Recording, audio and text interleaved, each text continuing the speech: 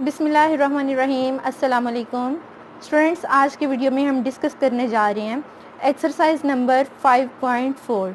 तो जैसा कि आपको पता है कि हर एक्सरसाइज को स्टार्ट करने से पहले हम क्या करते हैं, हम कुछ बेसिक डेफिनेशंस जो हैं, बेसिक हम इंट्रोडक्शन जो है वो कर लेते हैं उस एक्सरसाइज का। तो बिल्कुल उसी तरह इस एक्सरसाइज को स्टार्ट करने से पहले हम कुछ डेफिनेशंस जो हैं, कुछ स्पेसिफिक डेफिनेशंस, उनको देखते हैं, उनको डिस्कस करते हैं।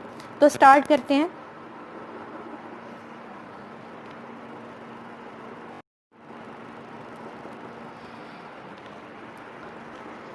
जी तो स्टूडेंट्स, हम सबसे पहले जो है डेफिनेशन डिस्कस करेंगे ऑर्डर्ड पेयर की। हम देखेंगे कि ऑर्डर्ड पेयर जो है वो क्या होता है। ऑर्डर्ड पेयर क्या है स्टूडेंट्स, आपके पास कोई से दो एलिमेंट्स हैं, ठीक है, आपने उनका जो ऑर्डर है वो स्पेसिफाई कर दिया, उसको आपने मुतय्यन कर दिया कि पहला नंबर, ये वाला नंबर हमने पहले लिखना है, ये वाला नंबर बाद में लिखना है, ठीक है। आपने उन दोनों नंबर्स का ऑर्डर जो है बता दिया।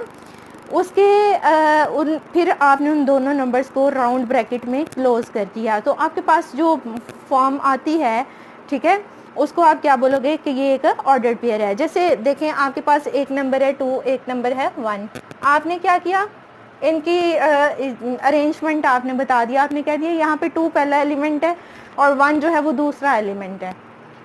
यानी आपने 1 जो है उसको पहला एलिमेंट नहीं कहना, 2 जो है उसको दूसरा एलिमेंट नहीं कहना। आपने खुद से इसकी जो तरतीब है वो बता दी। अब आपने लगा दी इसके गिर्द ब्रैकेट, राउंड ब्रैकेट। तो ये आपके पास जो फॉर्म बनी है इसको आप बोलोगे ऑर्डर्ड पेयर। ऑर्डर्ड पेयर जो है एक्चुअली स्टूडेंट्स होता क्या है, जब आप कार्टेशियन प्लेन को स्टडी करते हो, आप उसमें ग्राफ्स बनाते हो, ठीक है, डिफरेंट डायग्राम्स के, फॉर एग्जांपल रेक्टेंगल का बनाते हो, स्क्वायर का बनाते हो, पैरेललोग्राम का बनाते हो, वगैरह वगैरह। तो ये जो पॉइंट्स हैं, ये जो ऑर्डर्ड पेयर्स हैं, इनकी आपको ज़रूरत पड़ती है, इनको वहाँ पे आप इस्तेमाल करते हो। तो ये फिर आपके पास क्या हो गया, ऑर्डर्ड पेयर। यानी ऑर्डर्ड पेयर जो है ये एक ऐसा पेयर है नंबर्स का जिसमें नंबर्स को ऑर्डर्ड में रखा होता है हमने ना, यानी उनकी तरतीब जो है वो मुतय्यन कर दी होती है, स्पेसिफाई कर दिया होता है। अब ये जो 2 1 है, ये 1 2 के इक्वल नहीं हो सकता। आप ये नहीं कह सकते कि 2 1 इज इक्वल टू 1 2, क्योंकि तरतीब जो है वो इसमें इम्पोर्टेंट है। ये यहाँ पे 2 पहला एलिमेंट है, यहाँ पे 1 पहला एलिमेंट है, तो ये दोनों इक्वल नहीं है। दोनों कब इक्वल होंगे, जब आपके पास पहला एलिमेंट पहले के इक्वल हो और दूसरा एलिमेंट दूसरे के इक्वल। यानी कि आपके पास एक ऑर्डर्ड पेयर है एक्स वाई, ठीक हो गया, एक दूसरा ऑर्डर्ड पेयर है वाई एक्स। तो अगर तो आपके पास x जो है वो y के इक्वल है और y x के इक्वल है आप कह लो, तो फिर आप कह सकते हो कि ये दोनों ऑर्डर्ड पेयर्स इक्वल हैं। दोनों ऑर्डर्ड पेयर इक्वल तब होंगे जब पहला एलिमेंट पहले के इक्वल हो और दूसरा एलिमेंट दूसरे के इक्वल हो, यानी आपको ये कंडीशन गिवन हो। या जो नंबर आपको नज़र आ रहे हैं वो नज़र जब आपको आ रहे हैं ना, तो नज़र भी इक्वल ही आ रहे हो, ये तो देखने में इक्वल नहीं ना लग रहे, तो साथ में ये कंडीशन लाजमी तौर पर होनी चाहिए अगर आपने इन ऑर्डर्ड पेयर्स को इक्वल कहना है। जी तो स्टूडेंट्स, नेक्स्ट हमारी जो डेफिनेशन है जिसको हमने देखना है वो है कार्टेशियन प्रोडक्ट। अब कार्टेशियन प्रोडक्ट क्या होता है? कार्टेशियन प्रोडक्ट जो है ये सेट्स का प्रोडक्ट है। ये जो आम प्रोडक्ट हम नंबर्स को जो मल्टीप्लाई करते हैं, ये वो वाली मल्टीप्लिकेशन नहीं है। प्रोडक्ट का आपको पता है कि मल्टीप्लिकेशन होती है, लेकिन कार्टेशियन प्रोडक्ट जो है ये ऐसा प्रोडक्ट है जिसमें आप सेट्स को मल्टीप्लाई करते हो। और इसमें सेट्स को किस तरह से मल्टीप्लाई करना है ये हम देखते हैं। हम ले लेते हैं कोई से 2 सेट्स। ये आपके पास एक सेट है ए, इसमें एलिमेंट्स हैं आपके पास 1 3 5, और एक एलिमेंट है बी, सेट है आपके पास बी, और इसमें एलिमेंट्स हैं 2 9। आपने इन दोनों सेट्स को क्या करना है, मल्टीप्लाई, यानी आप इनका प्रोडक्ट फाइंड करना चाह रहे हो। तो इनका प्रोडक्ट होगा ए मल्टीप्लाई बाई बी, या ए क्रॉस बी, ठीक हो गया, ए क्रॉस बी। अब हम इन सेट्स को भी इसी तरह लिख लेते हैं, 1 3 5 मल्टीप्लाई बाय 2 9। अब मल्टीप्लाई हमने करना है, तो मल्टीप्लिकेशन ये नहीं है कि 1 को 2 से मल्टीप्लाई कर दो, 1 को 9 से मल्टीप्लाई कर दो, नो। आपने जब इनको मल्टीप्लाई करना है ना, तो ऑर्डर्ड पेयर बनेंगे आपके पास। आपने ये जो पहला एलिमेंट है इसका दूसरे सेट के सारे एलिमेंट्स के साथ ऑर्डर्ड पेयर बनाना है, यानी 1 2 के साथ भी, और फिर जो 1 है ये 9 के साथ भी। इसी तरह हमने पहला एलिमेंट जो है इसका अगले सेट के दोनों एलिमेंट्स के साथ ऑर्डर पेयर बना लिया। अब जो दूसरा हमारे पास एलिमेंट है उसका हम बनाएंगे 3 2 और 3 9।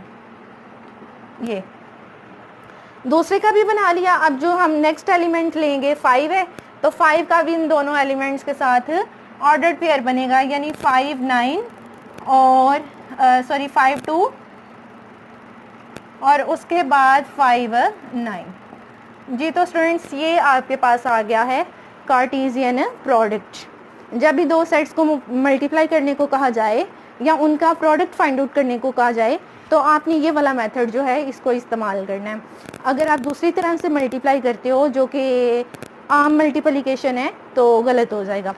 अब स्टूडेंट्स देखते हैं हम रिलेशन क्या होता है। रिलेशन, ये आपने दो सेट्स को मल्टीप्लाई किया, इन सेट्स ये जो हमारे पास मल्टीप्लिकेशन आई है, ये जो प्रोडक्ट आया इसको हम कार्टेशियन प्रोडक्ट कहते हैं। ये जो कार्टेशियन प्रोडक्ट आया इसका कोई भी आप सब सेट ले लो, मतलब एक ऐसा सेट लो जिसमें इस सेट के क्या हों एलिमेंट्स, तो वो जो सबसेट हम ले रहे हैं उसको हम रिलेशन कहते हैं। जैसे देखें हमने रिलेशन ले लिया इसमें से 1 2 1 9, ये सिर्फ दो एलिमेंट्स ले लिए तो ये भी रिलेशन है। अगर मैंने पहले दो लिए हैं, ये दो ले लें, 3 ले लें, 4 ले लें, जितने मर्जी एलिमेंट्स आप ले लो, यानी ये आप पे डिपेंड करता है। तो जो सेट आपके पास आएगा उसको आप रिलेशन कहोगे, यानी रिलेशन जो है वो कार्टेशियन प्रोडक्ट का सबसेट होता है, हम कह सकते हैं। और एक बात और आपने याद रखनी है, जब भी दो सेट्स को आपने मल्टीप्लाई करना है उनका कार्टेशियन प्रोडक्ट आपने लेना है या आप रिलेशन लेते हो, तो जो सेट्स आपके पास हों वो सेट्स नॉन एम्प्टी लाजमी तौर पर होने चाहिए। अगर तो वो एम्प्टी सेट हैं तो ना तो उनका कार्टेशियन प्रोडक्ट आएगा आपके पास और ना ही रिलेशन आएगा। तो रिलेशन हमेशा दो जो आपके पास नॉन एम्प्टी सेट्स हैं उन पे डिफाइन होता है, ये बात आपने याद रखनी है। जी तो स्टूडेंट्स एक और बात आपको बताती चलूँ, रिलेशन की होती है डोमेन भी और रेंज भी, यानी जो रिलेशन आप डिफाइन करते हो ये रिलेशन आपने एक बना लिया, ठीक है। अब हम इसकी डोमेन भी लिखेंगे और रेंज भी। तो डोमेन इसका जो पहले डोमेन जो है ना आर की वो क्या होगी, इस सेट में ये मतलब जो रिलेशन है इसमें जितने ऑर्डर्ड पेयर हैं हर ऑर्डर्ड पेयर का पहला एलिमेंट जो है वो बनाता है रिलेशन डोमेन बनाता है। यानी यहाँ पे भी 1 है, यहाँ पे भी 1 है, तो हम सिर्फ एक दफ़ा ही 1 लिखेंगे। आपको पता है कि सेट में कोई एलिमेंट रिपीट नहीं होता, तो ये 1 जो है ये क्या हो गया डोमेन। अब रेंज को देखें तो रेंज जो है हर ऑर्डर का दूसरा एलिमेंट जो है वो रेंज में आ जाता है। रेंज यानी डोमेन भी आपके पास एक सेट है और रेंज जो है ये भी आपके पास एक सेट है।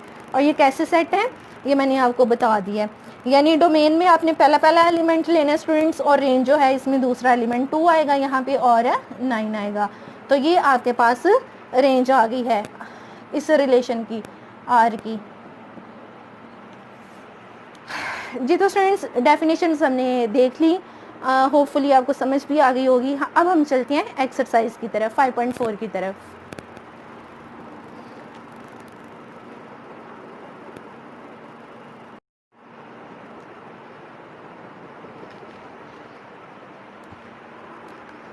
जी तो स्टूडेंट्स हम लोग आ गए हैं एक्सरसाइज पे। एक्सरसाइज के ये जो पहले दो क्वेश्चंस हैं वो मैंने लिख लिए, बहुत सिंपल हैं। जो पहला क्वेश्चन है इसमें उसने दो सेट दिए, पहला सेट ए है, इसमें एलिमेंट्स हैं ए बी, दूसरा सेट है बी और इसमें एलिमेंट्स है सी डी। आपने फाइंड आउट करना है ए क्रॉस बी और बी क्रॉस ए, यानी इन दोनों सेट्स का आपने कार्टेशियन प्रोडक्ट जो है वो फाइंड आउट करना है। तो करते हैं इसका, ये मैं पहला पार्ट आपको करके दिखाऊंगी इसका ए क्रॉस बी का।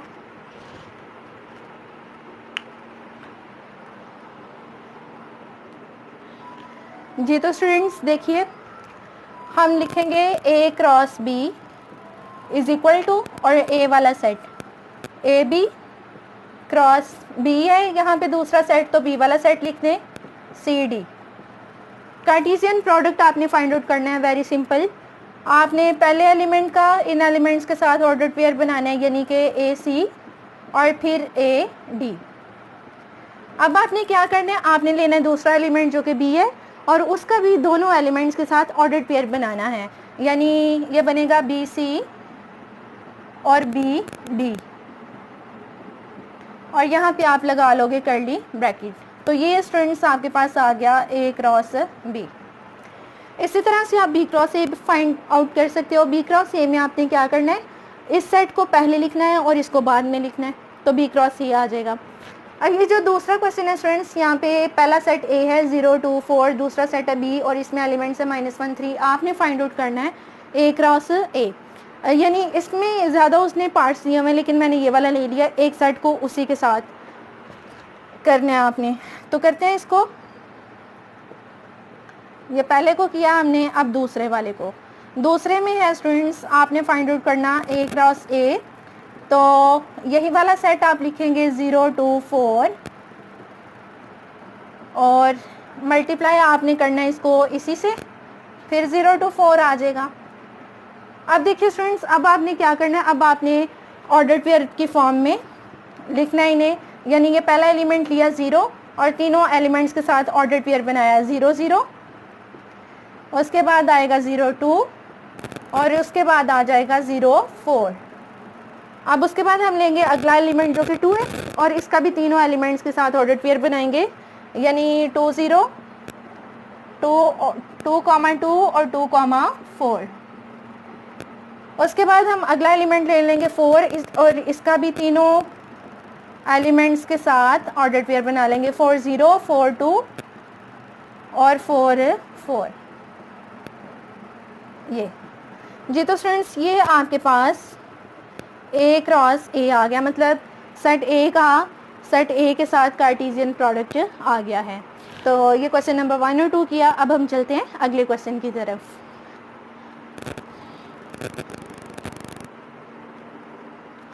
जी, तो स्टूडेंट्स हम लोग आ गए हैं क्वेश्चन नंबर 3 पे। क्वेश्चन नंबर 3 में उसने आपको ऑर्डर्ड पेयर्स दिए हुए हैं और दरमियान में इक्वल का साइन है। इट्स मीन कि ये ऑर्डर्ड पेयर्स आपस में इक्वल हैं।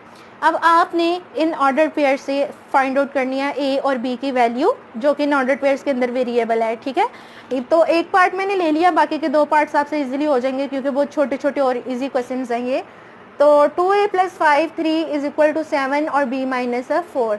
तो दोनों ऑर्डर्ड पेयर्स कब इक्वल होते हैं, जब पहला एलिमेंट पहले के इक्वल हो और दूसरा एलिमेंट दूसरे जो एलिमेंट है दूसरे ऑर्डर्ड पेयर में उसके इक्वल हो। तो हम फिर लिख सकते हैं as ordered pairs are equal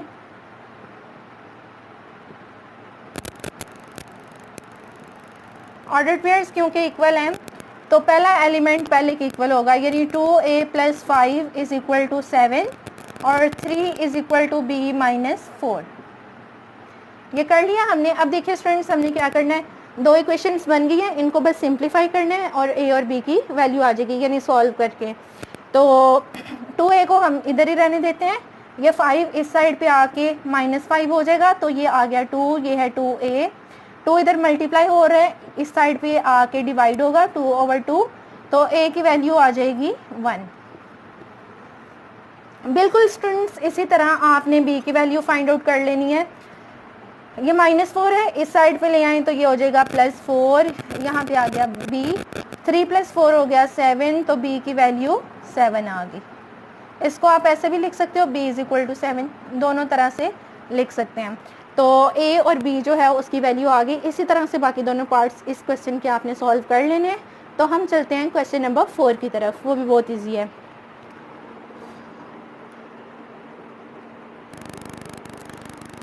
जी, तो स्टूडेंट्स हम लोग आ गए हैं क्वेश्चन नंबर 4 पे। क्वेश्चन नंबर 4 में उसने कहा x cross y = x cross y की वैल्यू उसने दे दी और कहते हैं फाइंड आउट करो x और y की वैल्यू। अब स्टूडेंट्स होता क्या है, पहले जो हमने क्वेश्चन नंबर 1 और क्वेश्चन नंबर 2 किया हमने, उसमें उसने हमें सेट्स दिए हुए थे, हमने उनका कार्टेशियन प्रोडक्ट फाइंड आउट किया। अब वो क्या कर रहा है, उसने आपको कार्टेशियन प्रोडक्ट दे दिया है और कहते हैं कि एक्स और वाई जो है वो उसको फाइंड आउट करो, यानी सेट्स जो हैं उनको फाइंड आउट करना है। तो बहुत इजी है, जो कार्टेशियन प्रोडक्ट है उसमें जितने ऑर्डर्ड पेयर्स हैं उनका पहला एलिमेंट जो है हर जो आपके पास ऑर्डर्ड पेयर है उसका पहला एलिमेंट सेट एक्स में आएगा और दूसरा एलिमेंट जो है वो सेट वाई में आएगा, क्योंकि उन्हीं को मल्टीप्लाई करके तो कार्टेशियन प्रोडक्ट बना था। तो हम लिख लेते हैं जो सेट एक्स है उसमें आएगा पहला element A B C D. जी तो स्टूडेंट्स ये हो गया आपका सेट एक्स, और उसके बाद है सेट वाई है। तो सेट वाई में क्योंकि दूसरा एलिमेंट आना है ए और ए, तो यहाँ पे हम सिर्फ ए लिख लेंगे। जी तो स्टूडेंट्स ये हो गया सेट एक्स और सेट वाई। अब हमने क्या फाइंड आउट करना है, अब हमने बल्कि ये क्वेश्चन तो हो गया कंप्लीट। तो अब हम चलते हैं अगले क्वेश्चन की तरफ, जो इस एक्सरसाइज का लास्ट क्वेश्चन है, क्वेश्चन नंबर 5।